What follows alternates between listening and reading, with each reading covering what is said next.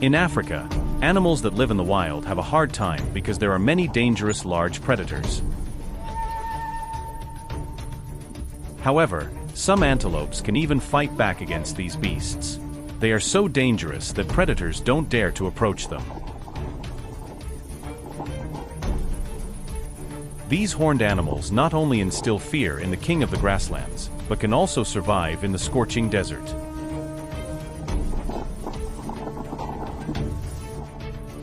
We're going to learn about an animal that even lions fear, the gemsbok. These antelopes live in the arid regions of South Africa. An adult can grow up to 2 meters in length and weigh between 120 and 210 kilograms. They prefer to live in groups, sometimes as large as 40 individuals, and their most striking feature is the impressive set of horns on their heads. These horns can reach up to 1 meter in length, making them a formidable weapon that many predators hesitate to challenge. Cheetahs, for instance, typically avoid attacking them, despite being the fastest animals on land. Speed alone isn't enough to deal with such a strong and dangerous prey. But what happens if a cheetah encounters an injured long-horned antelope? The cheetah circles its prey, thinking over its options, but ultimately decides to walk away.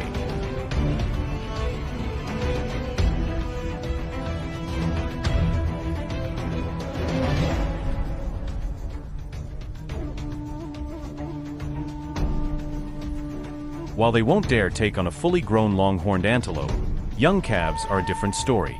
In the South African grasslands, and in the entire animal kingdom, few creatures can outrun this antelope, making it difficult for predators to catch an adult. However, hunting calves is an easier task. The mother's instinct, though, is powerful, overcoming all fear. Without hesitation, the female long-horned antelope charges at the predator. The predator has no choice but to flee. As the young antelope looks back, it realizes that the cheetah wasn't acting alone. It was a group effort. It seems the cheetah underestimated the situation, and now it's about to experience a fear like never before. The calf, terrified, watches its mother chase the cheetah, slowly understanding why its father never wants to come home. Even if the calf isn't their own, long-horned antelopes won't stand idly by. As a tight-knit group, the mothers will charge together to rescue a calf from a predator, leaving the cheetah with no chance.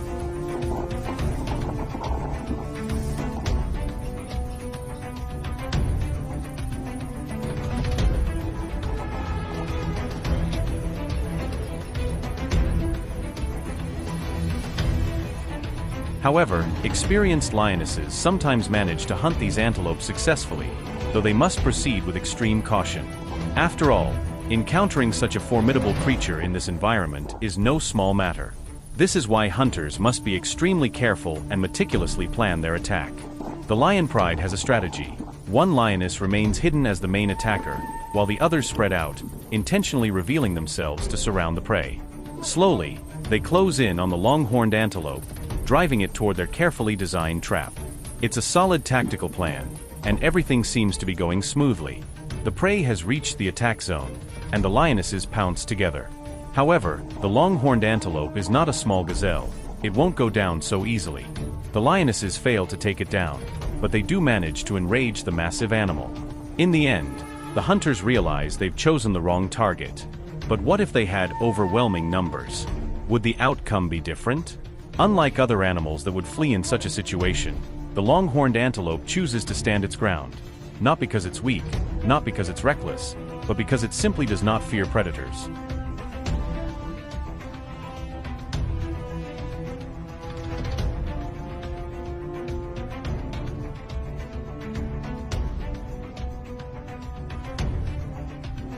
This is an animal that even male lions hesitate to hunt, let alone the lionesses.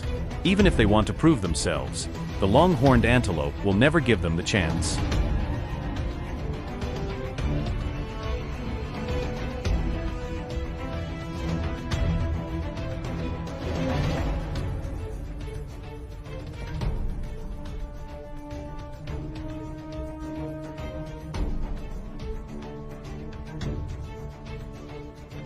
Meanwhile, on the Arabian Peninsula, the antelope's distant relatives struggle to survive. They can be distinguished by their habitat and fur color. The Arabian oryx, for example, has a nearly snow-white coat and lives in tropical deserts, feeding on the sparse vegetation. Since there are no natural water sources in the desert, they must rely on plants to obtain all the moisture they need. Over time, these antelopes have developed an incredible ability to survive without water for extended periods. They also prefer living in herds, but unlike their African relatives, these white giants are much gentler and not aggressive. Many tourists visit just to catch a glimpse of them. Unfortunately, these magnificent creatures can no longer be seen in the wild. In the last century, relentless hunting by trophy hunters drove them to extinction in their natural habitat. Another species, the scimitar-horned oryx, has also gone extinct in the wild, with only a small number surviving in captivity.